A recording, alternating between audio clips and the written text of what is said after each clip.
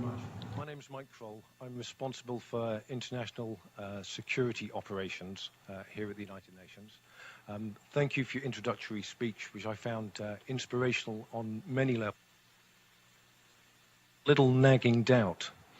And here at the UN, we're in the business of promoting peace, teaching people to live together, teaching communities to live together, to avoid the breaking of nations. Now, you come from a prosperous, liberal, secular democracy that enjoys the rule of law, that enjoys human rights. And I'm just wondering how being a good global citizen is compatible with your desire to break a 300-year-old union. You know, this is the United Nations, and your mission appears to be the breaking of nations. Okay, Mike, thank you for that non-controversial question, which I always appreciate.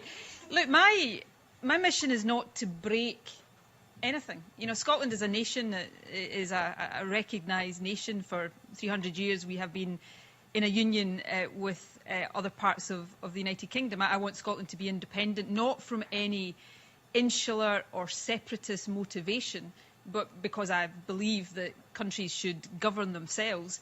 But also, and this is perhaps what sets the movement that I'm part of, aside from other movements that in other parts of the world that often we are wrongly compared with, one of the reasons I want Scotland to be self-governing is so that we can play a positive, powerful, bigger role in the world in an entirely progressive way. And you know, if Scotland becomes an independent country in the future, you know, our relationships with the rest of the British Isles, Scotland will still be a part of the British Isles cooperating. I, you know, take part as First Minister of Scotland in the British Irish Council, set up as part of the Irish peace process. And around that table we have 2 independent countries, 3 devolved administrations, the Crown dependencies. If Scotland becomes an independent country, we don't leave that table, we simply change the composition to being 3 independent countries and 2 devolved administrations still cooperating together. Hopefully an independent Scotland would still also play its part in Europe in a constructive and full way, but also, as I hope we're demonstrating, even before we're an independent country, play that positive part in the world. And you know, actually I think that the Scottish example here, and you know, I'm not suggesting Scotland is unique in this sense in terms of being an independence movement, but it is unusual. And I actually think it sets a really positive example to the world. The campaign for Scottish independence, which has existed for much, much longer than my lifetime, has got to where it is just now through a referendum, a vigorously fought referendum campaign, without a single drop of blood being shed.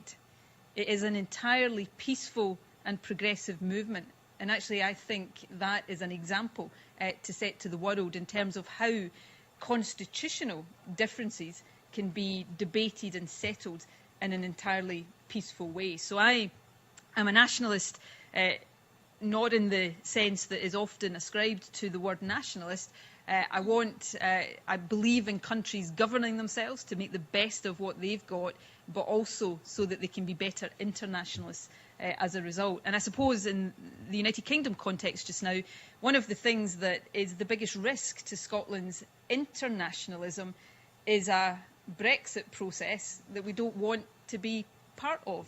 And therefore, the ability, if the ability to continue to play a part in the world is enhanced by being an independent country, then I would think that actually speaks to the values that you refer to, rather than in any way being counter to them.